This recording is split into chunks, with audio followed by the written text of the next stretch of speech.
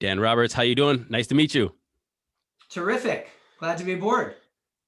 100%, and it's very nice to meet you. This is the first time that we're having a face-to-face. You are the new editor-in-chief of Decrypt Media. Man, I want to know about you, and so does the listeners. But can you please go into your history a little bit? I know Yahoo Finance, but that's only the tip of the iceberg, I think. Absolutely.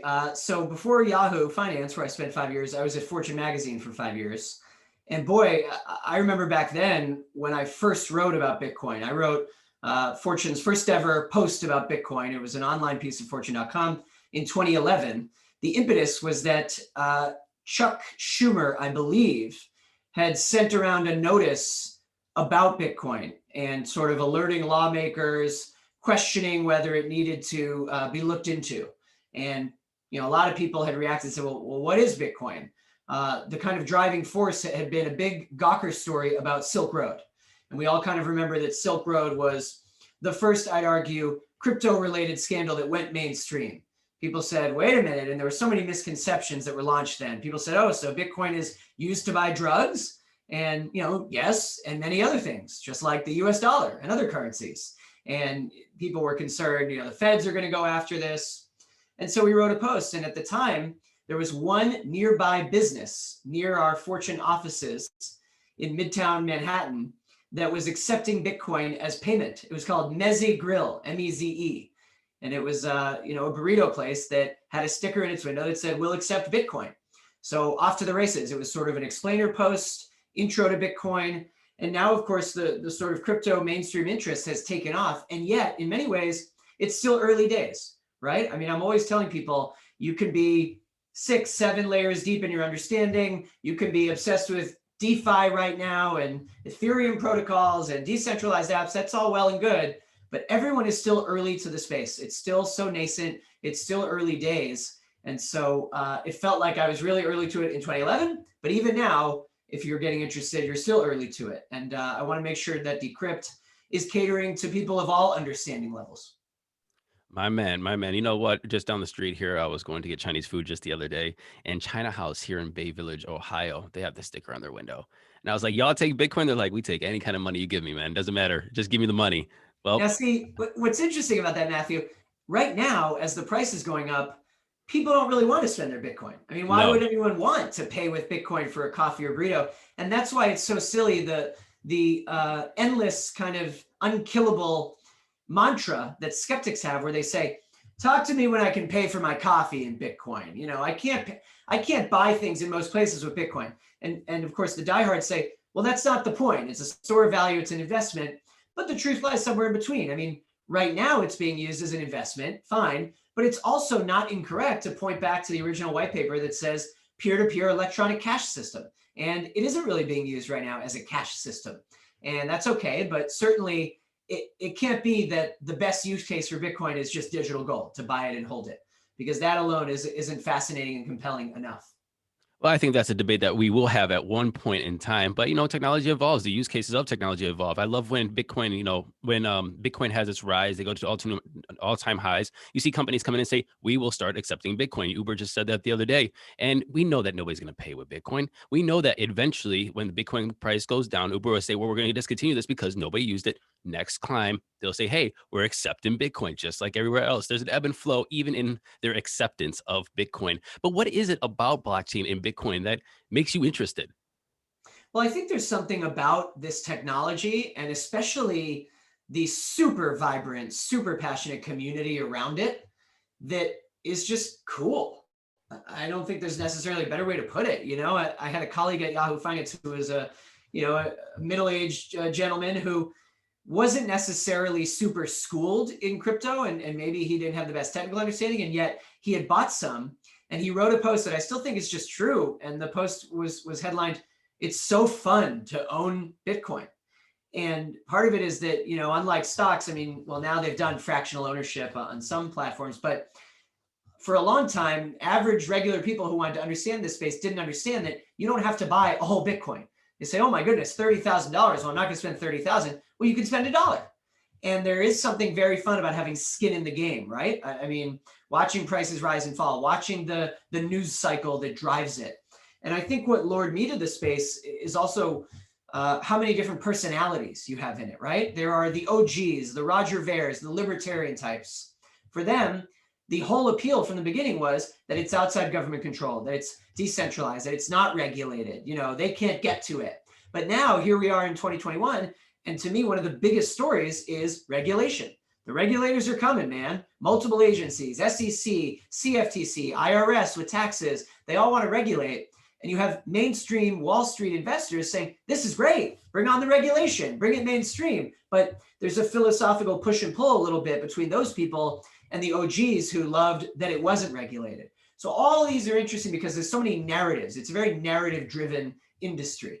And it's just cool to be a part of it. Every day there's interesting stuff happening in this space and it's moving so quickly. But again, we're also early. You said $30,000 Bitcoin. It shows that you didn't look at the Bitcoin price since yesterday. I think it's $52,000 today, man. It's terrific. It's funny too, though. There's a little bit of a sense of getting too bogged down in the daily price movements. I mean, yes, some people, their whole interest right now is as an investment.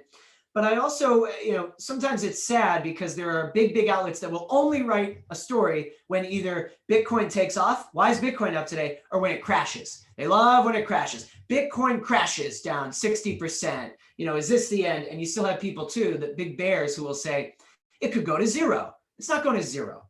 But point being, I love watching the price. The investing side is very interesting, but there's also so much happening too that doesn't have to depend on price.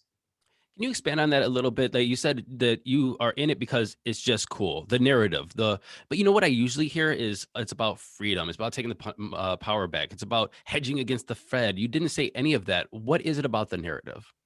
Well, of course, there's so many different things we could talk about. Of course, it's, hedging against inflation, and it's a store of value, and it's digital gold. And of course, at a time like the pandemic, the interest has dramatically accelerated for great reason, right? I mean, when you have governments printing stimulus checks, it does refortify the appeal of cryptocurrency and the idea that, there isn't a central bank of crypto to pull those various levers. All that is true.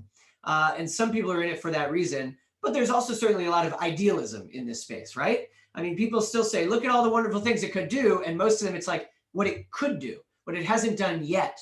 I remember when I interviewed the CEO of BitPesa, and we were talking about people in certain countries who are underbanked or unbanked completely, who have no bank accounts, being able to use an app to get paid in Bitcoin and immediately convert it to their local fiat currency. That to me is the still rare, but terrific example of an actual practical everyday use where we're helping people. I mean, or what happened in places like Greece, places where there were run on the banks and people needed to actually buy cryptocurrency so they wouldn't lose all their money. Those are everyday real use cases that have been wonderful, but I still haven't yet necessarily seen many examples of what we used to call the killer app.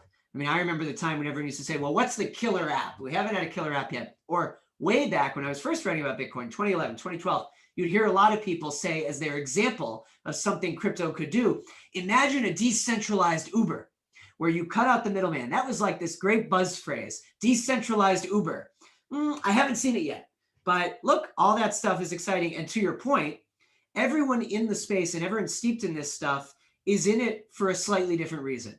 Some people, it's the investment. I have a friend who has become obsessed with DeFi in the last 2 weeks. He has put a ton of money into this stuff, which, hey, maybe pump the brakes. But for him, it's purely about the ability to make money and, yield farming and that kind of stuff. And then there are people who love the idea of decentralizing the web and Web3. And how could using cryptocurrencies and blockchain help journalism? I love that aspect of it. I love that Decrypt is doing that already with a token that rewards reader behaviors. That's so cool to me. And let's see where that goes. Imagine what crypto could do for micropayments and for reducing friction with paywalls at news sites. It takes me sometimes some time to process information. And I just remember something you said a little bit ago. Some news agencies just write about the price when it goes up, or write about Bitcoin when it goes up. It's just like price goes up, we're going to talk about Bitcoin. If not, we're not going to talk about Bitcoin. Quick. Exactly, exactly. We're going to do it for the clicks. What do you think the job is of the news media, or even the crypto news media, to report on the blockchain and tech? And maybe if you can, please, since were with Yahoo Finance and now you're with Decrypt, can you talk about the roles of those two different news agencies? One specifically focused on crypto and blockchain, and the other one is just for the clicks and has to just keep up with all the news. Well, I'm glad you asked that. I mean, I think we all know what maybe the biggest, most pervasive problem is in crypto media, so to speak. Reporters and sites that cover the cryptocurrency industry specifically, and our site is among them. There are far too many shills. There are far too many people in this space who they're reporting on certain altcoins because they hold a large amount of that coin and they want the price to go up. And their coverage can often amount to basically rah, rah, rah. And they also can be a little bit too much of cheerleaders for the space. Everything is great. We're bullish on Bitcoin to the moon. Everything's going to go up. And boy, this is the future. And obviously, if we're in this space and we work at a cryptocurrency news site, we believe in the future of this technology. But that is not to say that we are, pro everything, that we think all this stuff is terrific, that every crypto related company is a wonderful company and they're going to do great things and change the world. I think that the whole space could use a lot more healthy skepticism and a little bit more of a discerning eye. Now, to your question about having been at Yahoo Finance, look, Yahoo Finance, it's the biggest business news site on the web, and mostly they cover news about publicly traded companies, stocks. Their readers are stocks traders, and regular people, retail investors who own stocks and want to check. Basically, they wake up in the morning, is Netflix up or down? Oh, it's up big. Why? It's down big. I'm upset. Why is it down big? So all of the news there in some way is pegged to stocks. And then, of course, in the last few years, with me driving a lot of the coverage, they also added charts and data for hundreds and hundreds of cryptocurrencies, which, of course, are not stocks, but in some ways behave like stocks. But still, when I was at Yahoo Finance, we weren't going to write a story about Paxful integrating for Litecoin. Or for Lightning Network, I should say, not Litecoin. That was news today. Paxful is going to, open up to Lightning Network. That's a little too small time for a site like Yahoo Finance. But we'll certainly write about PayPal adding crypto because that is a huge publicly traded company and a lot of people hold that stock. So, the issues with that is that when you're only covering the big picture stories about crypto, you're going to miss some really cool, interesting stuff. But again, it's very different audiences. Just dialing it down to this audience, the crypto news space. There's a lot of competition right now with Decrypt Media, and I don't want to just say any names or whatever, but there are different news agencies out there that focus strictly on crypto news, and a lot of them are either click, click, click. They're going for the hype, they're going for the buzz at the moment. They just want to create the next big thing and focus on it. Do you think that there's any point in time that the news in the crypto space cross the line to not be news, to maybe they just turn out to be a tabloid? Maybe they're just, all about the hype cycle. Do you think that they do cross the line? And if you do think that they cross the line, what can we do about it? And how can we focus the narrative to be productive in the crypto space? Yeah, I'll say a few things about that. And I'm with you. We don't have to name names, but there's certainly more competition in crypto media than ever, but that's a good thing. I tend to think a rising tide lifts all boats. The reason that there's so much happening, so many, big hires, so many people going from broad mainstream legacy media places to crypto news sites. The reason it's happening is because we're all really excited about it, right? I mean, I think that the space has never been more exciting and has never had more mainstream interest than right now. A lot of people have been comparing the 2020 bull run to 2017, but I think already it's become clear it's very different. I don't think it's a fair comparison. I think 2017 was very hype driven and mania and frenzy. And right now there's a more mature aspect and sophistication to this bull run and this crush of new interests. So all that said, some of the sites in the space are very kitchen sink. And what I mean when I say that is they cover everything. They write up everything. Every press release from every crypto company about a new product launch, sure, we'll write that up. And then on the other hand, some of the crypto news sites can have a very insidery tone. They're catering to people who are already obsessed with this space, who already know all the terms, know all the jargon. And that's okay. A lot of the people in the space, that's what they're looking for. And it can be very sort of clubby and technical. But right now, the biggest new audience is regular people who have suddenly started seeing that Bitcoin and crypto and DeFi is everywhere, and they're curious. And maybe a few years ago, they read a couple articles about Bitcoin, but that's all. Their understanding level is barely at a 1, and they'd like to now go to a 2. And we're here for them. I want us to be here for them. I want us to be a inviting tone place that explains things in a lucid, clear way. Because look, this technology can be very confusing, and it can be very unwelcoming to newbies. It can be very opaque. And so I think that there's great value for readers in explaining news about this space in a clear way for a layperson. And then down the road, they might get more expert, and that's fine. We're also covering stuff for those people. But the appeal for me is that this topic, which once would have been called niche, I don't think it's niche anymore. I think crypto and blockchain has become mainstream finance.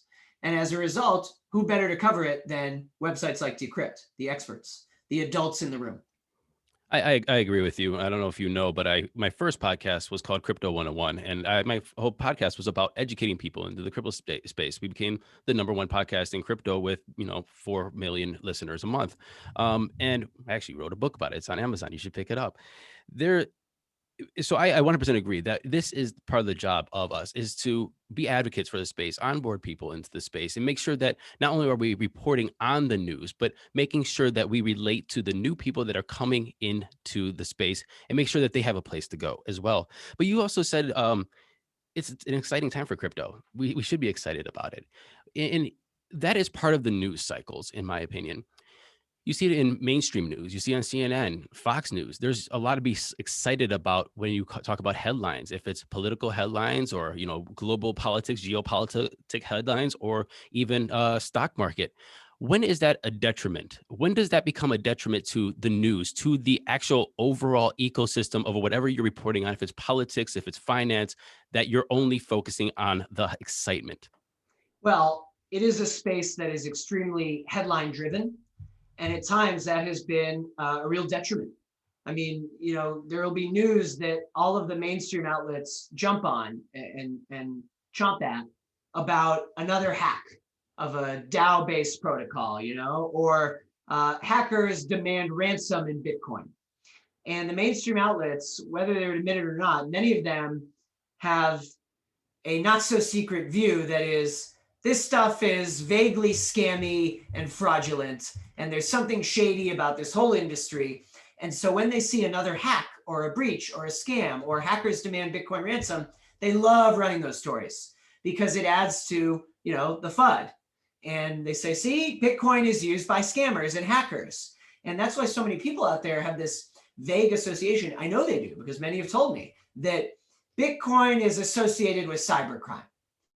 That they've heard about Bitcoin and they see that the price is going up, but isn't there something bad about it? It's for criminals, and doesn't it get hacked all the time? And to those people, there are certain questions and answers that we take for granted as everyone knows this, but that isn't the case. Like they need to be told, well, you can't hack Bitcoin. You can't hack the Bitcoin blockchain. Don't worry about that. What you're seeing is companies that were holding customer funds or protocols that had a breach. And so you sort of have to break that down and dispel those misconceptions. There are so many misconceptions around this space. So just to kind of actually circle back to your real question, a lot of these headlines can foment a lot of FUD and drive the price down. And boy, some of those places are more hesitant to write when there's good news, but boy, do they love writing when, Silk Road is shut down, or SEC sues another crypto company, or Floyd Mayweather and DJ Khaled get fined $50,000 for pumping an altcoin on social media. 100%. That is 100% the case. I guess the real question now is, and it's my last question. I want to say thank you for taking the time to come on the show, but what are your goals with Decrypt? What's your focus in the future of Decrypt now that you're at the helm? Yeah, I'd like us to be a daily destination for people interested in this space. And that runs the gamut. There are people who might work at a crypto company. They eat, sleep, live, and breathe this stuff. I certainly want them reading us, and I hope that they download the mobile app, which, by the way, our mobile app has such clean design. I just think it's great. And I love what we're doing with the token sandbox, which we're launching fully soon. But I also want to be the daily destination for the newcomers And again, that is a huge funnel right now of people. There are so many people curious. And I think that most of the pure play crypto media can take that for granted. I think they assume a certain level of understanding that we shouldn't assume. I mean, when I announced earlier this week that I was taking this role, everything I heard from friends and family was, congratulations. And then the next text was, so explain it to me. What is crypto? I don't even understand. How does it work?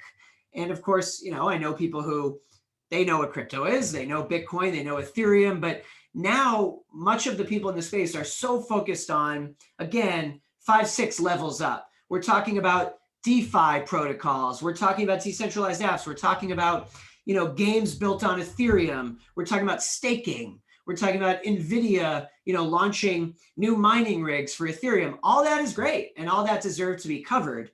But I also want to be a place for people whose understanding level is at a 0 or 1 and they're interested, because we want to stoke their interest, right? This is great. It's great that so many new people are curious about this industry and this technology. So let's help them.